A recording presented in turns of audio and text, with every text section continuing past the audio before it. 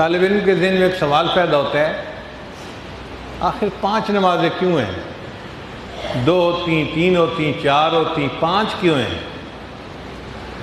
تو علماء نے اس کے بڑے پیارے پیارے جواب دیے ہیں۔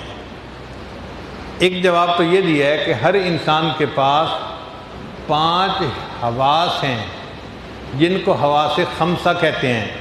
اسکول میں سائنس کے سبجیکٹ میں بچے پڑھتے بھی ہیں حواس خمسہ، دیکھنا، سننا، سونگھنا، چکھنا، چھونا، یہ حواس خمسہ کہلاتے ہیں۔ ان کی بنیاد پہ ہم زندگی گزارتے ہیں۔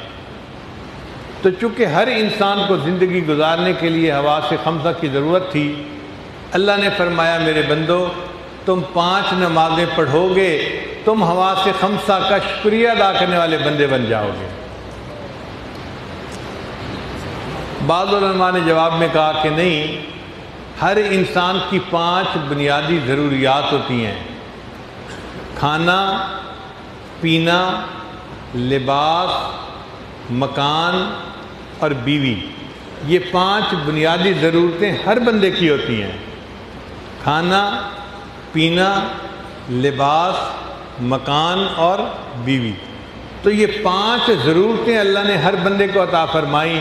جو 5 نمازیں ادا کرے گا وہ ان 5 بنیادی ضرورتوں کا شکریہ ادا کرنے والا بندہ بن جائے گا۔ بعض علماء نے جواب دیا کہ 5 مصیبتیں ایسی ہیں جن میں سے ہر بندے کو گزرنا پڑے گا، چاہے نیک ہو یا بد ہو، عربی ہو، عجمی ہو، گورا ہو، کالا ہو، ہر کسی کو گزرنا پڑے گا۔ ایک سکرات، دوسرا موت، تیسرا قبر، چوتھا حشر، 5واں پل صراط۔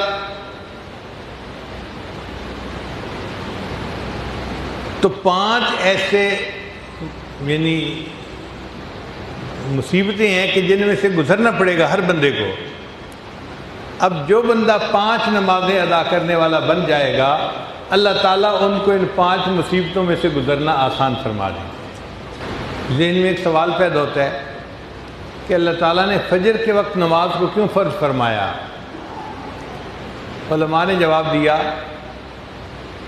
کہ اللہ تعالیٰ نے فرمایا اے میرے بندے، تو دن کی ابتدا میں مجھے یاد کر لیا کر، میں اس کے بدلے سارا دن تیرے کاموں میں تیری مدد فرماؤں گا۔ لہذا جو بندہ فجر کی نماز ادا کرتا ہے سارا دن اس کے کاموں میں اللہ کی مدد شامل حال رہتی ہے۔ تو یوسف علیہ السلام نے چونکہ دعا مانگی تھی اور پھر اس کے روشنی ہوئی تو انہوں نے 2 رکعت نماز ادا کی تھی، اللہ نے اس امت کو بھی یہ نعمت عطا فرمائی کہ تم اگر فجر کے وقت نماز پڑھو گے میں تمہاری زندگی کے کرب اور پریشانی کو بھی دور کر دوں گا۔ پھر ظہر کی نماز فرض کیوں فرمائی؟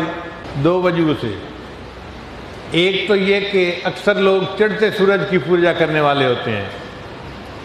اللہ نے فرمایا میرے بندو جب سورج زوال پذیر ہونا شروع ہوگا نا، تم اس وقت میری عبادت کرو تاکہ ثابت ہو جائے تم سورج اور چاند کی پرستش نہیں کرتے، تم اس اللہ کی پرستش کرتے ہو جس کو کبھی زوال نہیں آئے گا۔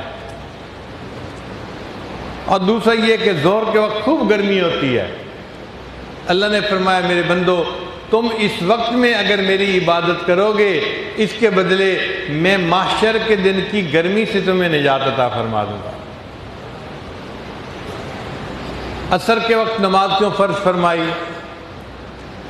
ہر انسان کے اوپر 4 فرشتے ہیں، اس کا اعمال لکھنے کے لیے متعین ہے۔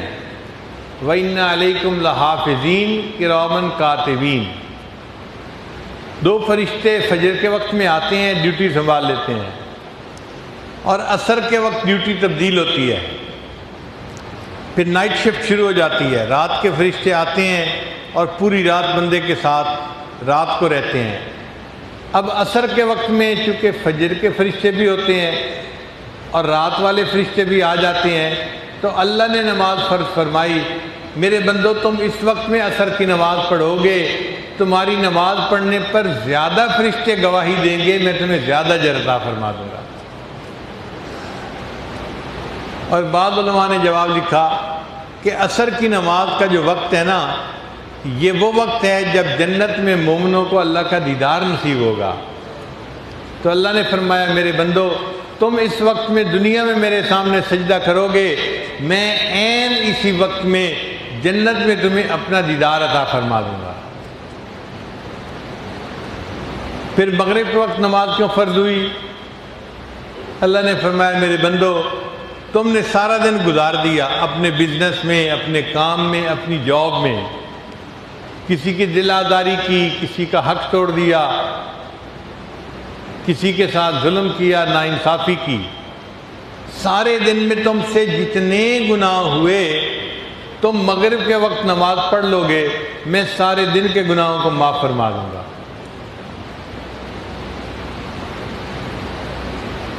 تو گویا مغرب کی نماز پڑھنے پر سارے دن کے گناہوں کو اللہ تعالیٰ معاف فرما دیتے ہیں۔